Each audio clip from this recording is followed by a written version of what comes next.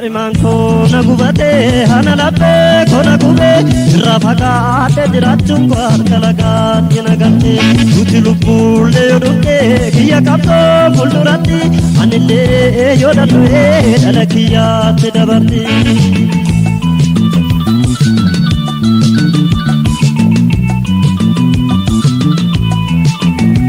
Injijjiire malee kolobboota sedooraa kuni jireenya miti nakkan jiru tan jira nakakka biyya waboo bararii kasimira lammiin kee hidhaa jira kan dhumeera sedora mar'ee maansaa duwwaa sakkiin shafgodhate mar'ee maansaa duwwaa qawwee fannifate bilisummaa jedhee beeka biyyoo ta'e mirga isaatiif jedhee beeka tawwaalame seenana yaadatu lammi koo salume seenana yaadatu lammi koo salume.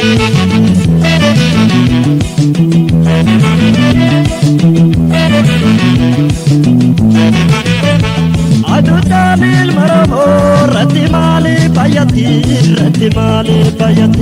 beektuu yaa lammii koo dinni maaliif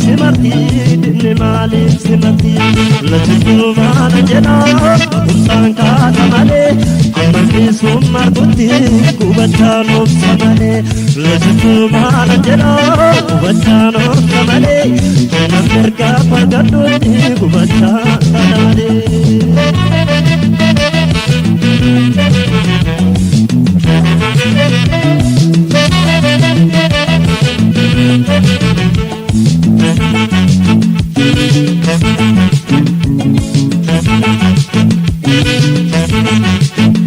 Mar'imaan koona gubatee hana laphee koona gubee irraa fagaatee jiraachuun koo harka lagaatti nagattee nuti lubbuullee yoo dhuftee kiyya qabdoo fuulduratti anillee yoo danda'ee dhala kiyyaatti dabarti.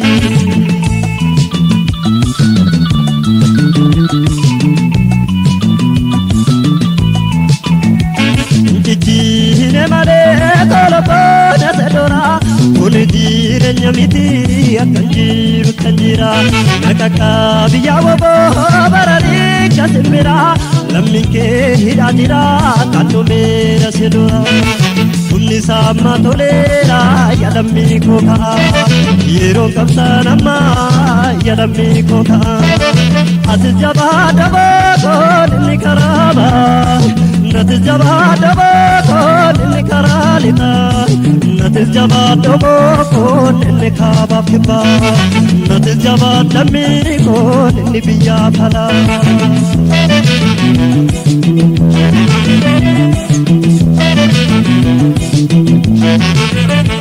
Amni isaallee yoo du'e maqaan isaa du'e darbu seenaa yoomuu yaadatti innillee yoo du'e qabsoon isaa fuulduratti dhala isaatti dabarti lachiftuu maana jedhaa hubachaan obsa malee amma naqee argutti maqumsaan kaasa malee lachiftuu maana jedhaa hubachaan obsa malee amma bilisummaa guutti hubachaan taa'a malee lachiftuu maana jedhaa hubachaan obsa malee amma jaansi argutti obsee tan taa'e malee lachiftuu maana jedhaa hubachaan obsa malee amma naqee argutti